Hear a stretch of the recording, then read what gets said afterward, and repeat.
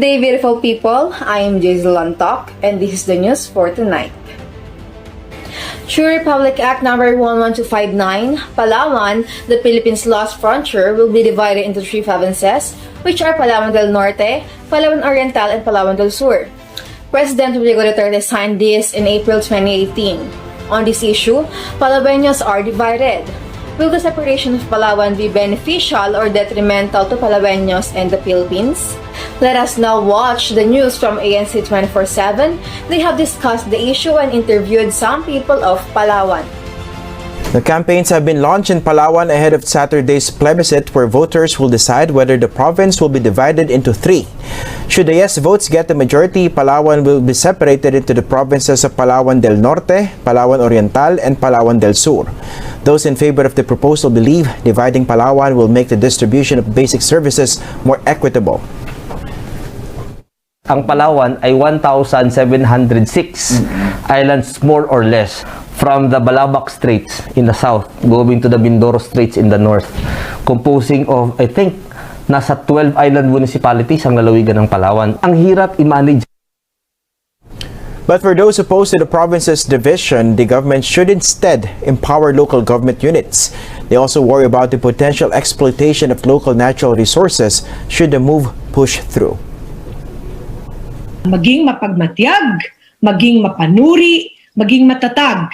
Kasi ang plebisito sa March 13 ay kinakailangan po natin bumoto ng no, hindi lang puro para sa atin, pero para po sa ating darating na henerasyon. Pag yes, ang uunlad yung nagtatrabaho sa, siyempre, silang mag-uunlad, sila nagtatrabaho. Ay, paano yung mga magsasaka? Ano yung uunlad nila? Kailangan bigyan din ng priority ang mga magsasaka. Because of the COVID-19 pandemic, campaigning for the plebiscite will take place through social media, television, and radio.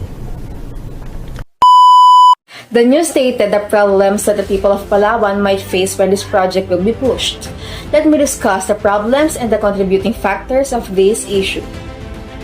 The people of Palawan are facing these problems, such as first, splitting the island into 3 small local governments is not even necessary according to the locals. Second, the wildlife is at risk. This project will destroy their habitat. Third, as well as the lives and homes of indigenous people who are living here since the day they were born. And lastly, China might also take advantage of 3 small local governments. And the contributing factors of this project are first, weak governance. Government officials stated that Palawan is too big to be handled only by 1 municipality, and second, the slow response of the government. Due to the range of Palawan and its population, the city government is having hard time responding to their people's concerns. How did the voting plebiscite go? Let us hear from Marina Hainar. On March 13, 500,000 of Palawan's population voted in a plebiscite calling for the island to be divided into 3 provinces, North, South, and Central Palawan. But its capital, Puerto Princesa, will remain as the chartered city. Let us watch the news report from Raptor. They show the result of the plebiscite held on March 13. Palawan remains 1 province. The Commission on Elections Provincial Plebiscite Board of Canvassers proclaims Tuesday, March 16, the no vote wins in the plebiscite. Residents were asked if they agree to ratify Republic Act 11259, which splits Palawan into Palawan del Norte, Palawan Oriental, and Palawan del Sur. The no vote garnered 172,000 votes against the yes vote with 122,000. The no vote wins in 19 out of 23 municipalities.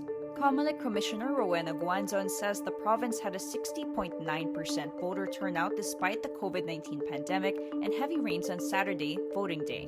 Cynthia Del Rosario of grassroots-initiated Group 1 Palawan says the big lesson for politicians who attempted to divide Palawan into 3 is to make sure that the desire actually comes from the people. According to the Commission on Elections, the proposed division of Palawan into 3 provinces was rejected in a plebiscite held last Saturday. Official results from the COMELEC show that 122,000 223 people voted yes to divide Palawan into 3 parts, while 107 to 304 voted no. Governor Jose Alvarez of Palawan formally conceded defeat in the plebiscite on Monday, addressing what he called a missed opportunity to develop and administer in the province.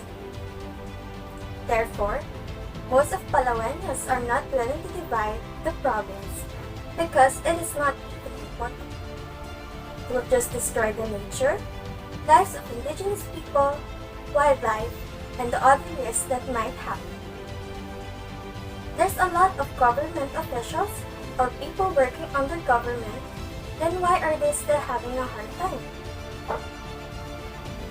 That would be all, Jason. If I will be asked, I will also vote no. Jason, how about you?